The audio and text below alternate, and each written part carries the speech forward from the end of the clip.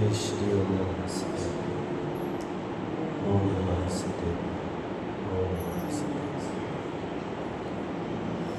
ओम अनंताय नमो सिद्धाय नमो सायरीयाय नमो अज्जाय नमो सर्वसावगं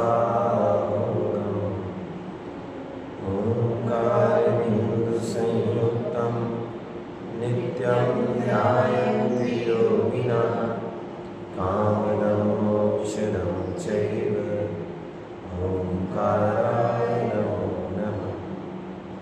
अविरलसप्तगणोग प्रक्षालितसकलभूतलमलकलङ्का मुनिभिरुपासिततीर्थः सरस्वती हरति नो दुरितान् अज्ञानतिमिरान्धानां ज्ञानाञ्जनशलाकया चक्षुरुन्मीलितं येन तस्मै श्रीगुरुवे नमः। मङ्गलं भगवान् वीरो मङ्गलं गौतमो गणी मङ्गलं पुण्यकुन्दार्यो जैनधर्मोऽस्तु मङ्गलं सर्वमङ्गलमाङ्गल्यं सर्वकल्याणकारिकं प्रधानं सर्वधर्माणां जैनं जयतु शासनम् जैनं जयतु शासनम् जैनं जयतु शासनम् लक्ष्मीनिवासनिलयं विलीयहृदयं निधाय यतिवीरम् आत्मानुशासनमहं वक्षे मोक्षाय भाव्यानाम्।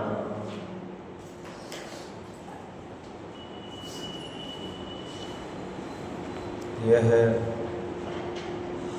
आत्मानुशासन नामक ग्रंथ जो कि आचार्य गुणभद्र स्वामी के द्वारा लिखा गया है और बड़े छोटे छोटे से प्रसंगों को लेते हुए जीवन के वास्तविक स्वरूप को ये यूँ कहा जाए कि मनुष्य पर्याय की क्या स्थिति है, किस प्रकार से इस जीव की कार्यशैली है, उसको यहाँ बता रहे हैं और बताते हुए प्रेरणा दे रहे हैं कि ये सब छोड़ने योग्य है, त्यागने योग्य है। चलते हुए प्रकरण में विषयों के प्रति जो अभिलाषी जीव है उस जीव की क्या चेष्टा होती है, इसकी बात 50वें नंबर के श्लोक में की थी और 51 नंबर के श्लोक में ये बात की है कि आशा के वशीभूत जीव का अविवेक अर्थात अज्ञान कैसा होता है, उसके संबंध में अब यहाँ स्पष्ट कर रहे हैं। कल थोड़े से समय में श्लोक और उसका सामान्य शब्दों का अर्थ था उसको पढ़ा था। विशेष बात आज से प्रारंभ करेंगे, लेकिन प्रारंभ से ही करते हैं। तू आशा को न छोड़ता हुआ और क्या क्या करना चाहता है, यह बात आगामी छंद में कहते हैं। क्या कहते हैं? क्या क्या करना है, बोलो क्या क्या करना है।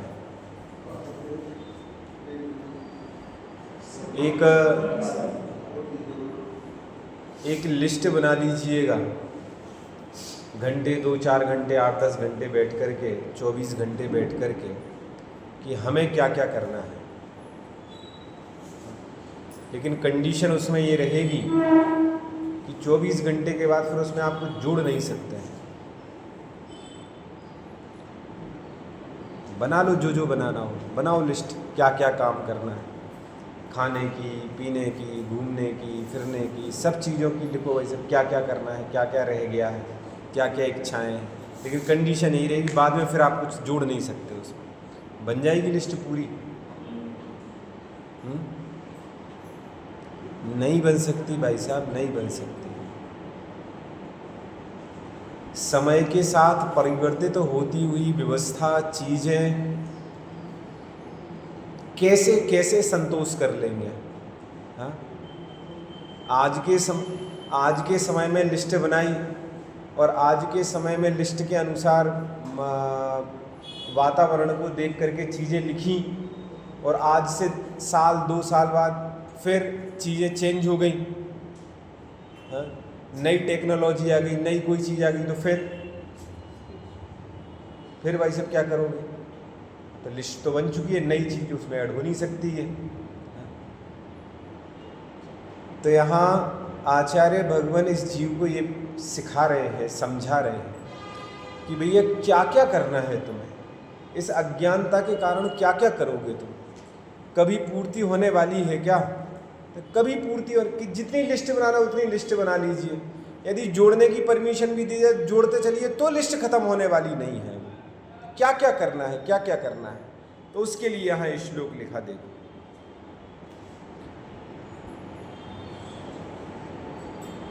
भंक्त्वा भावि भवांश भोगी विषयान्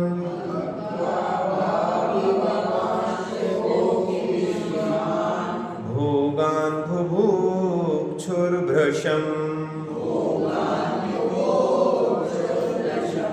मृत्वापि स्वयमस्तभीतिकरुणः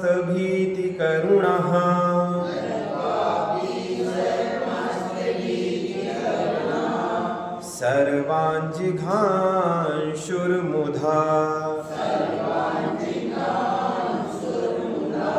यद्यत् साधु विगर्हितं हतमतिस्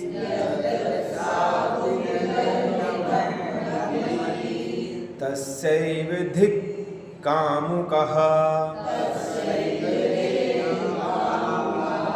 काम क्रोध महाग्रहाहितमनः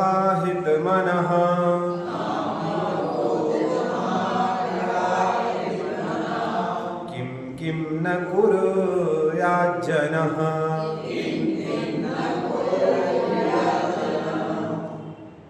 क्या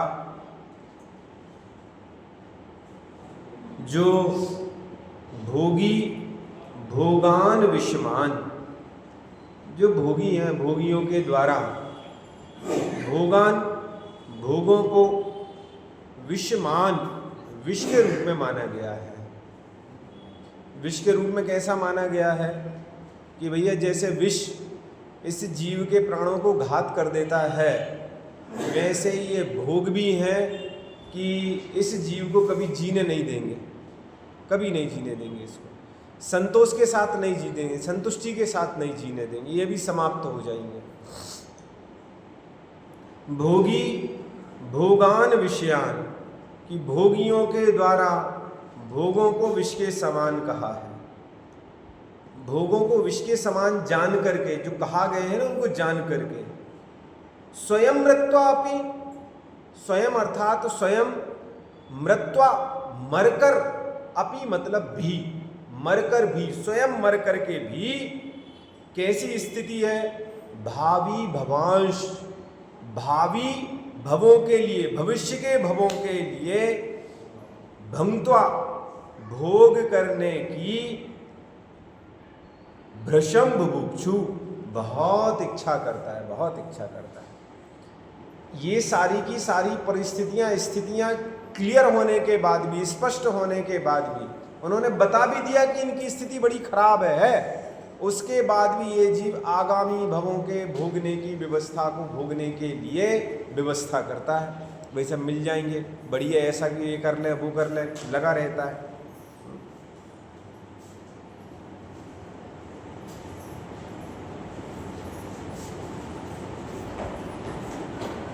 अस्त भीति करुणः सर्वान् जिघांशुर्मुधा।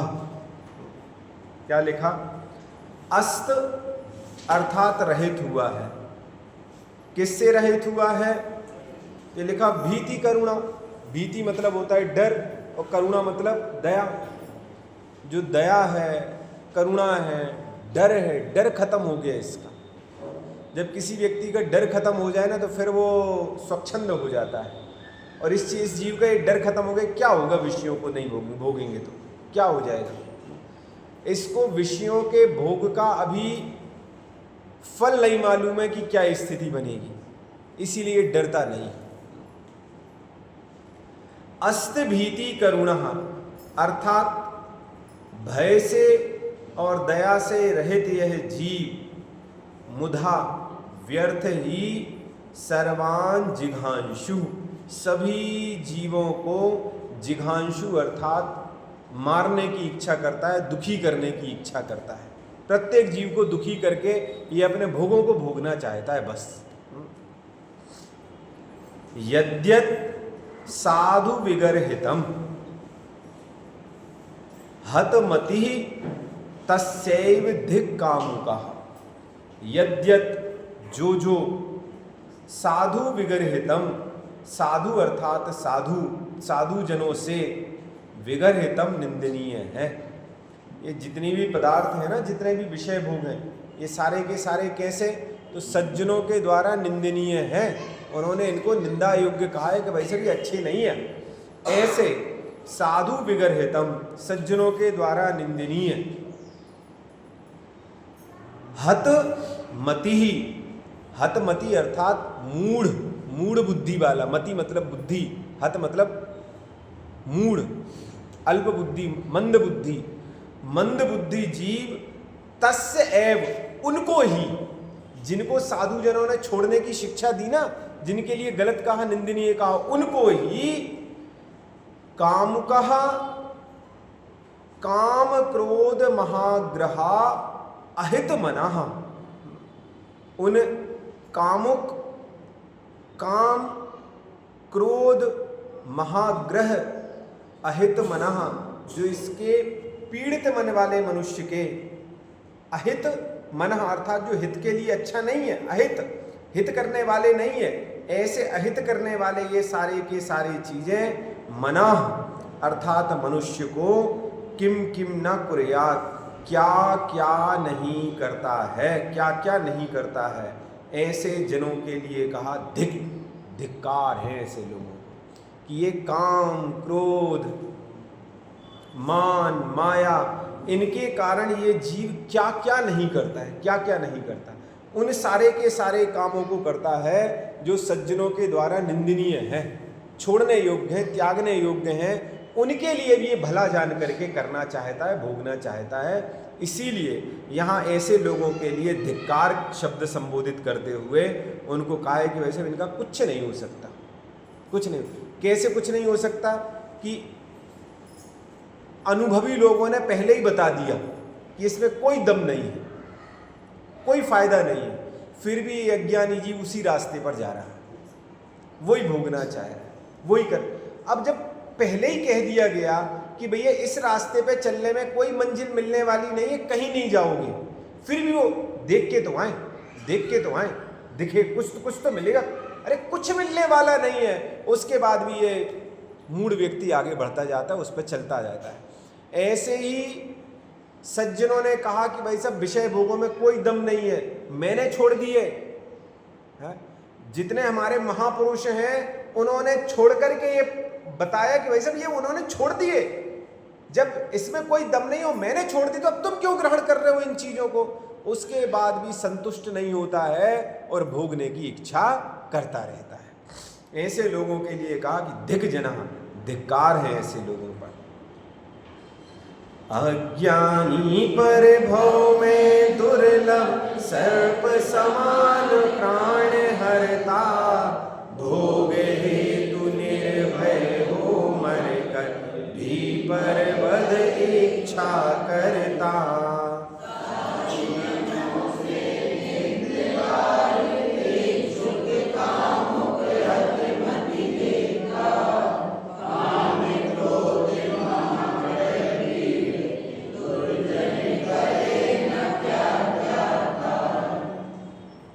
अज्ञानी परभव में दुर्लभ सर्प समान प्राण हरता। जो अज्ञानी जीव है ना, वो अगले भव में, परभव में कैसे है? दुर्लभ, वैसे सामान्य रूप से नहीं मिलती ये सारी की सारी चीजें, सामान्य नहीं है, दुर्लभ है। कैसे हैं? सर्प समान प्राण हरता, ये सांप के समान, विष के समान प्राण हरने वाली ये सारी की सारी चीजें, जिनको ये जीव दुर्लभ समझता है।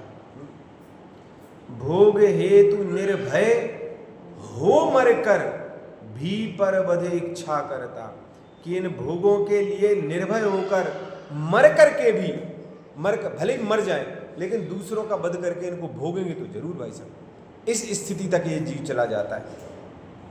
साधु जनों से निंद कार्य इच्छुक कामुक हत मति धिक्कार, कि जिनके लिए साधु जनों ने निंद कार्य कहा हुआ है, ऐसे काम इत्यादि की मूढ़ व्यक्ति इच्छुक, इच्छा करता है, इसीलिए उसको धिक्कार है।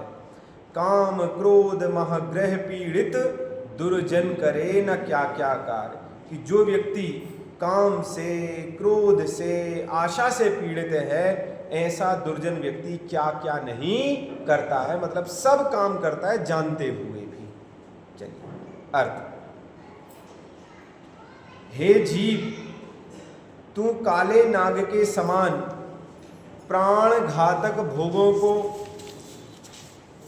भोगने की अति अभिलाषा से अपनी होनहार अर्थात भविष्य के भव को बिगाड़कर अपंडित मरण करके व्यर्थ ही सुखों का घात करता है। कौन कर रहा है? संसारी जीव। कौन कर रहा है? संसार में रहने वाला जीव। तो अपन कहाँ सिद्धिशिला में रहते हैं?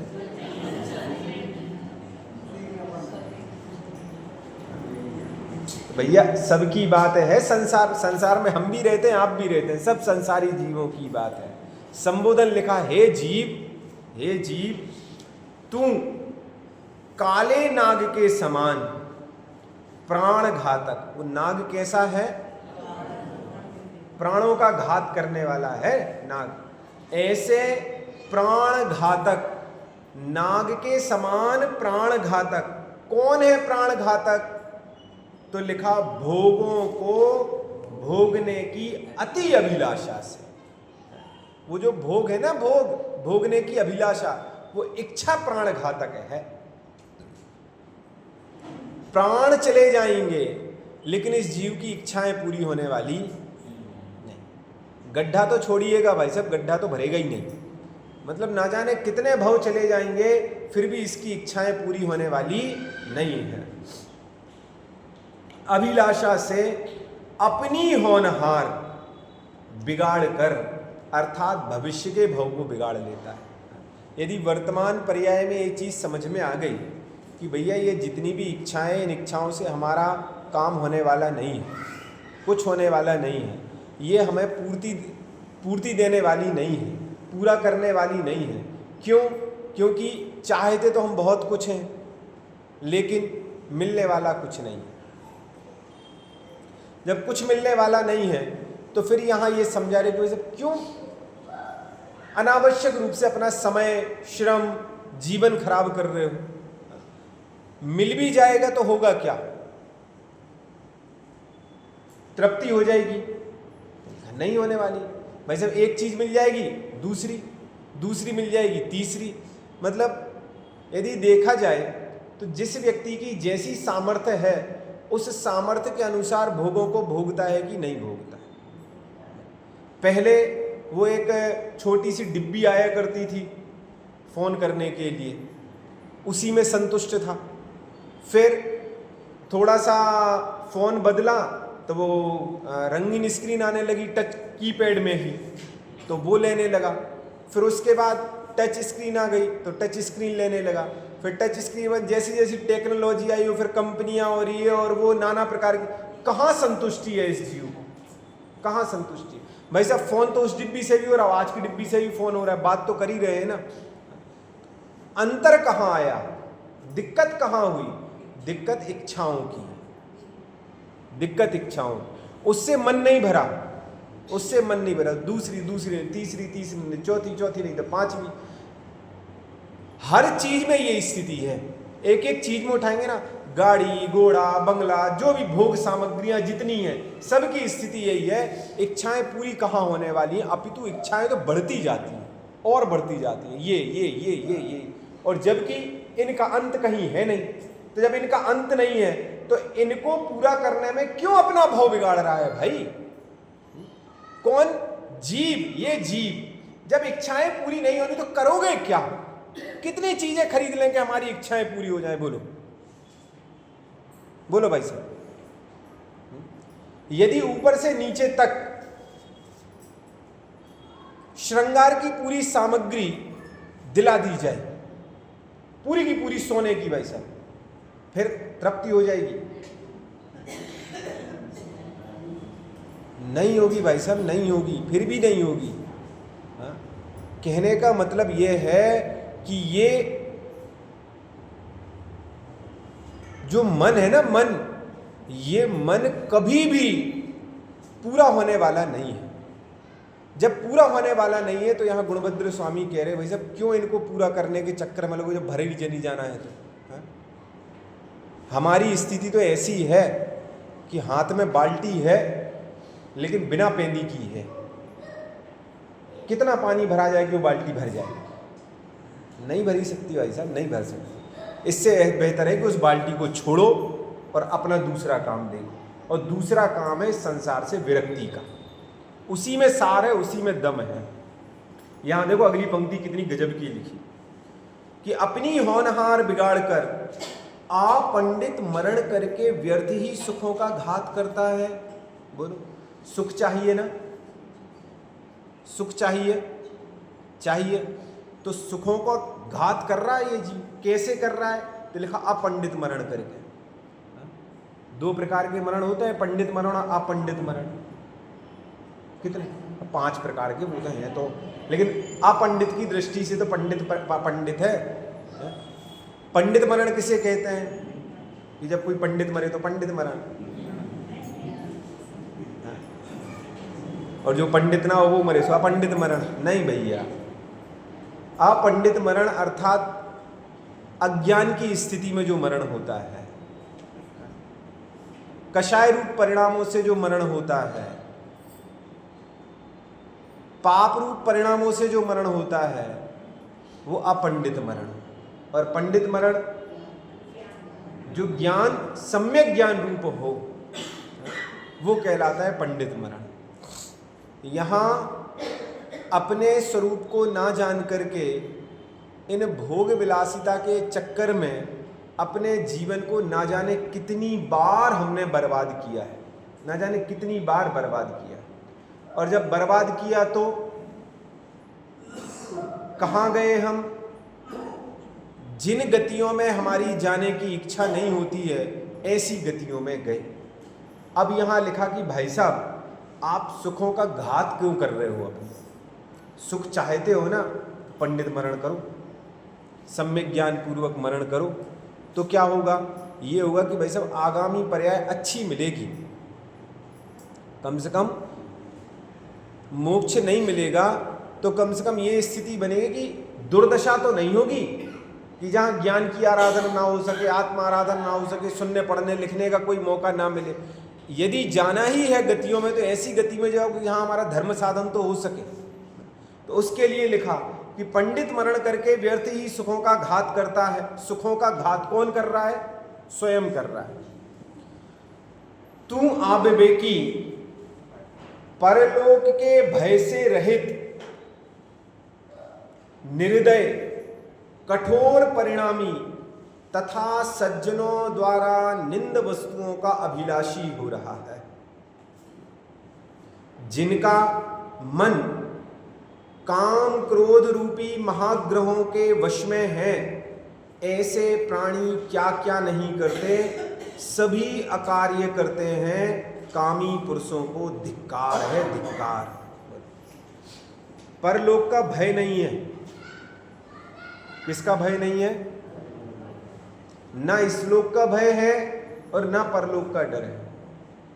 इस वर्तमान पर्याय में तो अन्याय अनीति के काम कर ही रहा है, और उन अन्याय अनीति के कार्यों को करते हुए इस जीव को ये नहीं लग रहा कि भाई साहब आगे क्या होने वाला है हमारा। अरे वर्तमान में भी ऐसी दुर्दशाएं होती हैं कि क्या ना बताएं, क्या ना बताएं।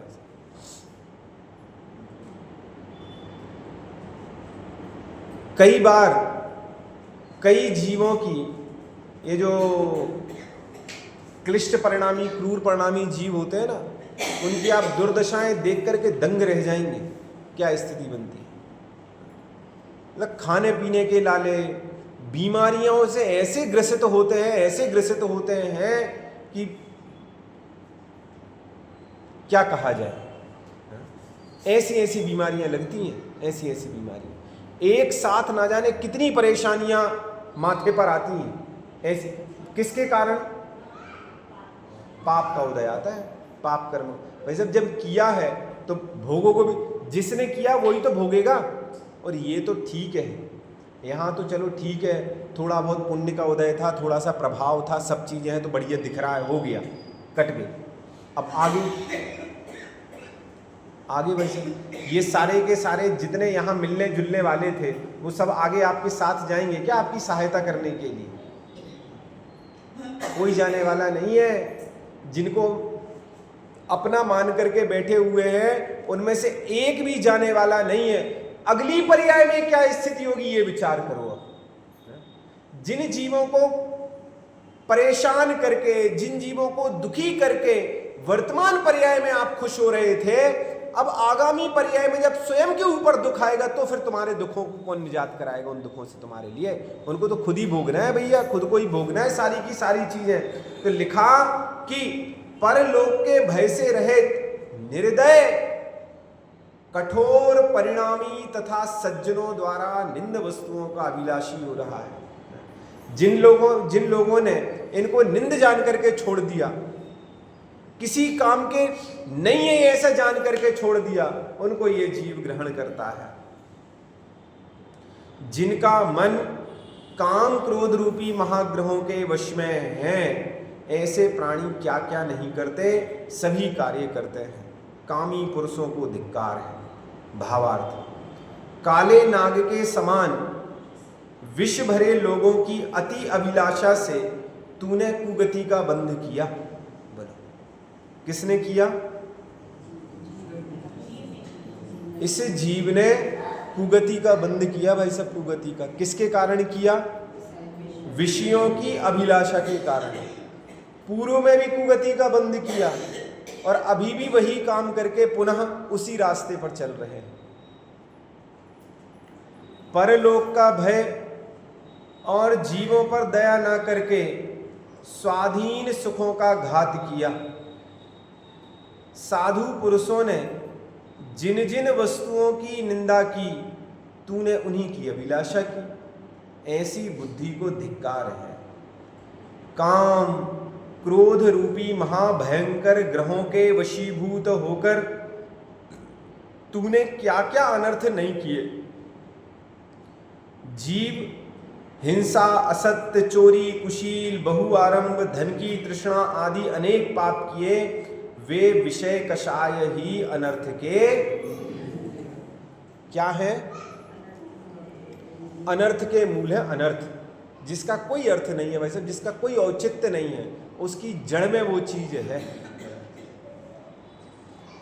जिससे सीधी सीधी सी बात है कि ये यदि हम सुखी होना चाहते हैं और सुखी होने के लिए हम तत्पर हैं, तो जितनी जो काम लिखे हुए हैं ना, हिंसा, झूठ, चोरी, कुशील, परिग्रह, आरंभ इत्यादि जितनी की जितनी चीज़ें, ये सारी की सारी चीज़ें कैसी हैं? तो भाई साहब ये सब चीज़ें तो पाप रूप है, पाप रूप है। विडंबना पता है हमारे साथ क्या है? जब किसी जीव को ये जीव मारता है तो दुनिया कहती है पाप क्यों कर रहे हो? हमें भी लगता है कि भाई ये तो पाप है। जब कोई गलत बोलता है, कठोर वचन बोलता है, सही सही नहीं बोलता है, तो कहते भैया भगवान से डरो, झूठ बोल करके कहाँ जाओगे? कहाँ जाओगे? जब कोई चोरी करता है तो चोरी करने के बाद दुनिया तो बुरा कहती है, न्यायालय भी उसको दंडित करता है, न्यायालय भी दंडित करता है। चोरी के काम के कारण उसको जेल में भी भेज दिया जाता है। कुशील पराई माँ बहन को जब बुरी निगाह से देखता है या नाना प्रकार के परिणाम करता है, क्रिया करता है, तो भी न्यायालय दंड देता है। लेकिन परिग्रह में तो न्यायालय दंड नहीं देता है। इतना सामान इकट्ठा करते जाते हैं लोग, बताओ आज तक हिंसा झूठ चोरी कुशील को बुरा कहने वालों ने परिग्रह को बुरा कहा है। या ऐसा समझ लीजिएगा कि हिंसा झूठ चोरी कुशील तो हमें बुरे लगते हैं, लेकिन परिग्रह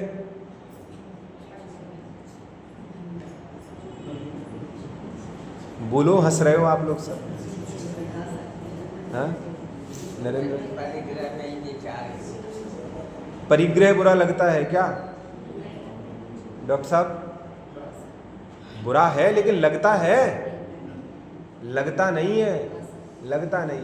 जबकि परिग्रह तो और बढ़ाने की इच्छा करते हैं, और करो, ये भी करो, ये भी ले लो। जबकि परिग्रह सारे के सारे पापों का बाप है, मूल है, मूल। ये पंक्ति लिखी ना, विषय कषाय ही अनर्थ के मूल है। ये सारे के सारे जो मूल में है वो सब विषय कषाय हैं।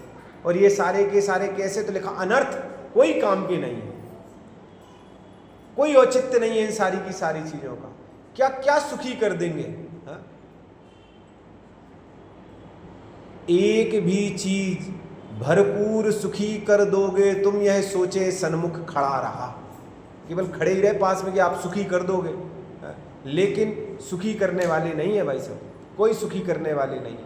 ना जिनेंद्र भगवान सुखी करने वाले हैं और ना ये सारे के सारे पंचेंद्रिय के विषय भोग सुखी करने वाले हैं। अब जब सुखी करने वाले नहीं है तो फिर अब ये जो सब चीज़ें जोड़ने के प्रति आसक्ति है ना, सारी की सारी, ये भी करना, ये भी चाहिए, वो भी चाहिए, ये भी सब। तो अब फिर अगली गाथा लिखी कि भाई साहब ठीक है, इकट्ठी कर ली तुमने, इकट्ठी कर ली, अब इनकी वैलिडिटी कितनी है? बोलो भाई साहब, जितनी चीज़ें जोड़ी हुई हैं इनकी वैलिडिटी कितनी है? और यदि इनकी वैलिडिटी है तो तुम्हारी वैलिडिटी कितनी है?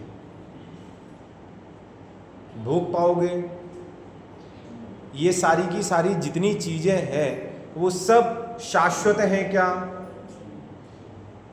जिन चीज़ों को आपने इकट्ठा किया, वो हमने इकट्ठा किया, शाश्वत है? नहीं है कि है? नहीं है ना, तो फिर क्यों इकट्ठा कर रहे हैं? क्यों इकट्ठा कर रहे हैं? ऐसी क्षण भंगुरता के संबंध में यहाँ अगला श्लोक लिखा, और इसमें लिखा जगत की क्षण भंगुरता, कि ये पूरा का पूरा जो जगत है वो कैसा है? क्षण में समाप्त होने वाला है, क्षण में समाप्त। मतलब पलक झपकते ही कब क्या हो जाएगा कुछ पता लगने वाला नहीं है। ऐसी क्षण भंगुरता की बात अब देखो 52 नंबर के श्लोक में कह रहे हैं। जो जगत की क्षण भंगुरता को नहीं देखता उसे भोगों की अभिलाषा होती है। यह बात आगामी छंद में कहते हैं।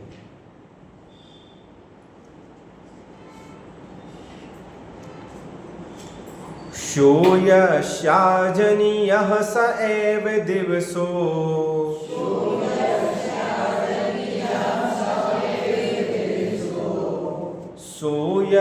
सोयस्याजनीयः स एव दिवसो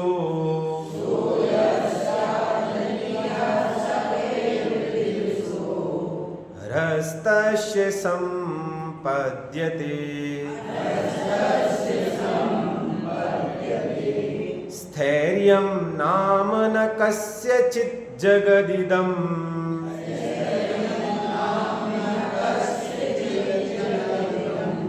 स्थैर्यं स्थैर्यं नाम न कस्यचित् जगदिदम्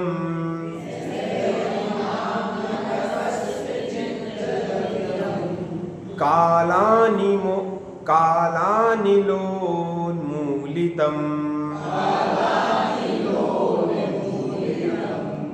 भ्रातार्भ्रान्तिमपाश्य पश्यसि तराम्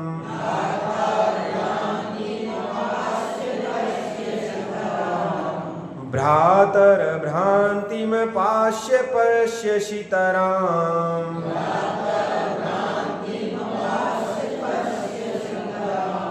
प्रत्यक्षमाक्षणोर्न किम् प्रत्यक्षमाक्षणोर्न किम् येनात्रैव मुहुर्मुहुर्बहुतरम्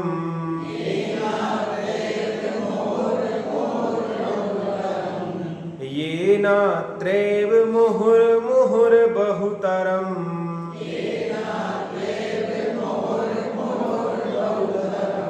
बद्धस्पृहो भ्राम्यसि बद्धस्पृहो भ्राम्यसि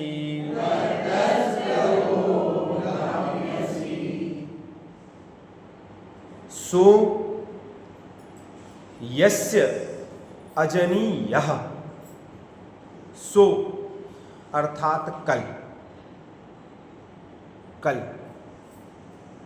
यस्य अर्थात जिसका अजनी था यह अर्थात जो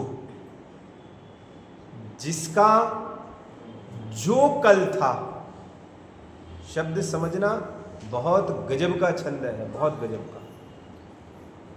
यस्य यह अजनी सो जिसका जो कल था सा एव दिवसो सा अर्थात वह एव अर्थात ही दिवसो अर्थात दिन वह ही दिन तस्य रह संपद्यते तस्य अर्थात उसका ह्यः अर्थात कल संपद्यते अर्थात हो जाता है।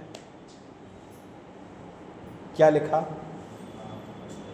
जिसका जो कल था वह ही दिवस उसका कल हो जाता है।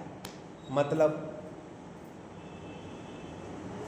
देखिए संस्कृत में कल शब्द के लिए दो शब्द प्रयोग किए जाते हैं, एक स्वः और एक ह्यः। स्व मतलब होता है आने वाला कल और ह्यः मतलब होता है बीता हुआ कल, है ना। हम कहें कि कल मैं मंदिर आऊंगा, कल मैं मंदिर आऊंगा, फिर परसों क्या कहूंगा? कल मैं मंदिर गया था। बात समझ में आ गई ना? तो वो कल था ना, कल जो आज मेरे लिए कल है वो आगे बीता हुआ कल हो जाएगा। समझ गए वाक्य? वो ये बात लिखी हुई। यश यह अजनी स्वहा जिसके लिए जो कल था सा एव दिवसो वह ही तस्य या संपद्यते उसके लिए कल हो जाता है। जिसके लिए कल था वो कल हो गया। कहने का मतलब स्थैर्यम नाम ना कस्यचित्, स्थैर्यम अर्थात स्थिरता, नाम अर्थात नाम की, ना अर्थात नहीं है, कश्चित अर्थात कुछ भी स्थिर नहीं है भाई साहब, कुछ भी स्थिर नहीं है। हम किसके लिए स्थिर कहें? मतलब जो दिन है वो दिन भी आज है और कल, जो सूर्य आज निकला है, सुबह सुबह निकला था, अब अस्त हो गया ना, कहाँ गया भाई साहब? डूब गया। स्थैर्यम न कस्यचित्, स्थैर्यम अर्थात स्थिरता, न अर्थात नहीं है, नाम अर्थात नाम की, कस्यचित् अर्थात किसी के लिए भी कुछ भी स्थिरता रूप नहीं है। इदम जगतम, इदम अर्थात इसमें, जगति अर्थात जगत में, इस जगत में कुछ भी स्थिर नहीं है। और उदाहरण दिया कितना गजब का, देखो, कालानिलोन्मूलितम, काल धन अनिलम धन उन्मूलितम। काल अर्थात होता है समय, समय, अनिल मतलब होती है हवा, हवा, समय के साथ हवा उन्मूलितम उखाड़ देती है। जिसके लिए बनाया गया था, बड़ी मेहनत से बनाया था, वो जब समय आता है तो वो समय सारा का सारा बिखेर देती है। काल आता है तो सब बिखेर देती है। बोलो, अच्छे अच्छे मकान, बड़े बड़े मकान, अच्छी अच्छी बिल्डिंगें जब समय आता है तो हिल के नष्ट हो जाती हैं। अभी आया था ना भूकंप, हाँ, बाढ़ चल रही कई जगह, बाढ़ आई बाढ़, हाँ? कैसी कैसी बाढ़ की वजह से मकान के मकान, जो तटों मकान थे, बह गए। बड़ी उम्मीद के साथ बनाए थे, हाँ? जीवन भर की पूंजी लगा करके बनाए गए थे मकान भाई साहब। वो कई लोग तो उसमें रहते होंगे, कई लोग मतलब होंगे उसमें रहते, मतलब होंगे, वर्तमान में होंगे, लेकिन पानी की धार आई और सब खत्म, भूकंप आए और सब खत्म, तूफान आए और सब खत्म, सब खत्म। कहने का मतलब काल अनिलम उन्मूलिनम, काल रूपी जो हवा है वो सब उखाड़ देती है, सब उखाड़ देती है। किस पर अभिमान किया जाए, किस पर घमंड किया जाए, है? क्या स्थिर है, क्या स्थिर है, किस चीज को स्थिर? अरे भैया, वस्तुएं अस्थिर है, पर्याय अस्थिर है। जब वस्तुएं अस्थिर तो किन किन को जोड़ा जाए? बोलो, कौन सी वस्तु को हम स्थिर कहें, किस वस्तु को स्थिर कहें? कोई भी चीज स्थिर नहीं है, एक भी चीज स्थिर नहीं है ना। स्थैर्यम नाम न कस्यचित् जगत इदम, इस जगत में स्थिरता नाम की कोई चीज नहीं है। काल अनिल उन्मूलनम, कि काल रूपी जो हवा है वो सब उखाड़ देती है। भ्राता, भ्राता, हे भाई, भ्रांतिम अपाश्य, भ्रांतिम अपाश्य, भ्रांतिम अर्थात भ्रांति को, अपाश्य अर्थात छोड़ करके। ये जो मिथ्या मान्यता पाल रखी है हमने कि भाई सब जितनी चीज़ें, सब क्या बात कर रहे हो, है? हम इसको जीवन भर संभाल करके रखेंगे, जीवन भर संभाल करके रखेंगे। कहाँ जीवन भर संभाल करके रख पाते हैं? और कितनी कितनी चीज़ों को रख लिया हमने अभी तक संभाल करके, कौन सी चीज़ बची है भाई साहब? जिस पर्याय को हम अपना कहते हैं वह पर्याय भी समय के साथ बदलती रहती है, बदलती रहती है। और बदलने के बाद एक समय ऐसा आता है कि वह भी राख बन करके उन्मूलितम उड़ जाती है, वैसे उड़ जाती है। किसको यहाँ हम अपना कहें? भ्रात भ्रांतिम अपाश्य, हे भाई, भ्रांतिम अपाश्य, भ्रांति को छोड़ करके, पश्यसी, देखो, देखो, देखोगे, क्या देखोगे? कि प्रत्यक्षम क्षणोर ना किम, प्रत्यक्षम अर्थात प्रत्यक्ष, किम ना, क्या नहीं है। सारे के सारे भ्रम को छोड़ करके अक्षणों, आंखों से, प्रत्यक्षम प्रत्यक्ष, किम ना, क्या नहीं है। किसे हम प्रत्यक्ष, जो प्रत्यक्ष जितनी भी चीजें देखते हैं उनमें से कौन सी चीज रहने वाली है? देखते तो हैं आंखों से, आज ये चला गया, कल वो चला गया, परसों वो चला गया, कभी ये चले गए, कभी वो चले गए, कभी ये चीज चली गई, कभी वो चीज चली गई। कौन सी चीज रहने वाली है, कौन सी चीज रहने वाली है? तो ये तो प्रत्यक्ष आंखों से दिखाई दे रहा है हमारे लिए। ये एन अत्र एव, एन अर्थात जिससे, अत्र अर्थात यहाँ संसार में, एव अर्थात ही, जिससे इस संसार में ही मुहुर मुहुर, बार बार, बार बार, बहुतरम, बहुत से, खूब, स्प्रहो बद्धा भ्राम्यसी, इस प्रहो अर्थात इच्छा करके, बद्धा अर्थात बांधे हुए, भ्रमयशी भ्रामयशी अर्थात भ्रमण कर रहे हो। इसीलिए इस संसार में बार बार परिभ्रमण कर रहे हो। क्यों? क्योंकि पर पदार्थों को अपना मानते हैं, ये सोचते हैं कि भाई साहब ये तो हमारी चीज़ें हैं, कभी उसके प्रति का राग खत्म ही नहीं होता, राग छूटता नहीं है, तो क्या किया जाए। और जब तक राग छूटेगा नहीं तब तक वैराग्य आने वाला नहीं। जब तक राग समाप्त नहीं होगा तब तक वैराग्य कैसे आ जाएगा। तो इसीलिए ये बात समझा रहे हैं कि हे भाई इस भ्रांति में मत रहो। क्यों? क्योंकि प्रत्यक्ष में ही आंखों से सारी की सारी चीजों का, सारी की सारी वस्तुओं का, सारी की सारी पर्यायों का सबको छोड़ते हुए जाते हुए देखा हुआ है, सबको प्रत्यक्ष देखा हुआ है। तो किसको हम अपना कहें? कहाँ गए चक्री जिन जीता भरत खंड सारा, कहाँ गए वे राम और लक्ष्मण जिन रावण मारा। बोलो, लोग कहते हैं कि भाई साहब देव तो अजर अमर है, अमृत पिया है अमृत, फिर भी कहाँ गए सारे के सारे देव, कहाँ गए सारे के सारे। हाँ, लोग कहते थे हम बने रहेंगे, बने रहेंगे, और बने रहने के लिए क्या क्या उपक्रम नहीं किए गए, क्या क्या उपक्रम नहीं किए भाई साहब। हंसी आती है, मतलब हास्यास्पद स्थिति हो जाती है कि वर्तमान समय में ही कई लोग ऐसे हुए जिन्होंने जीवित रहने के लिए और अपने स्वरूप को स्थिर रखने के लिए ना जाने क्या क्या उपक्रम नहीं किए। बोलो, क्या क्या नहीं किया।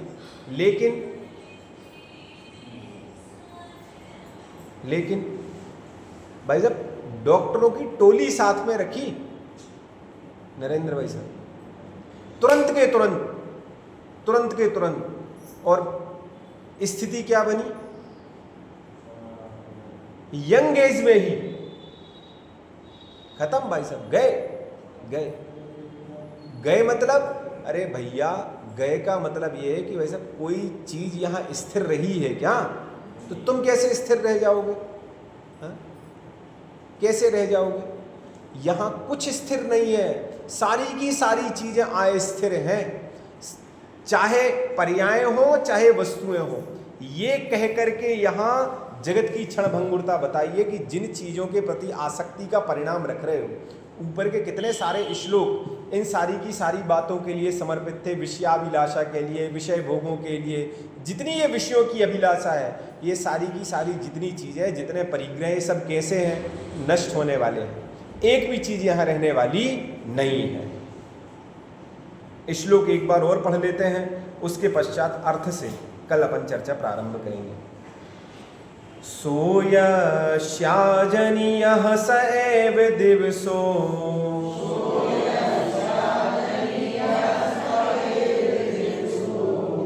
ह्रस्तस्य सम्पद्यते स्थैर्यं नाम न कस्यचित् जगदिदम्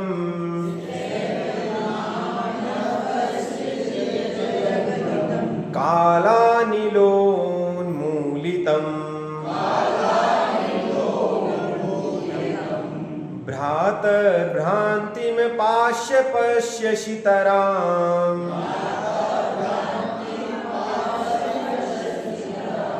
प्रत्यक्षमक्ष्णोर्न किम् येत्नात्रैव मुहुर्मुहुर्बहुतरम्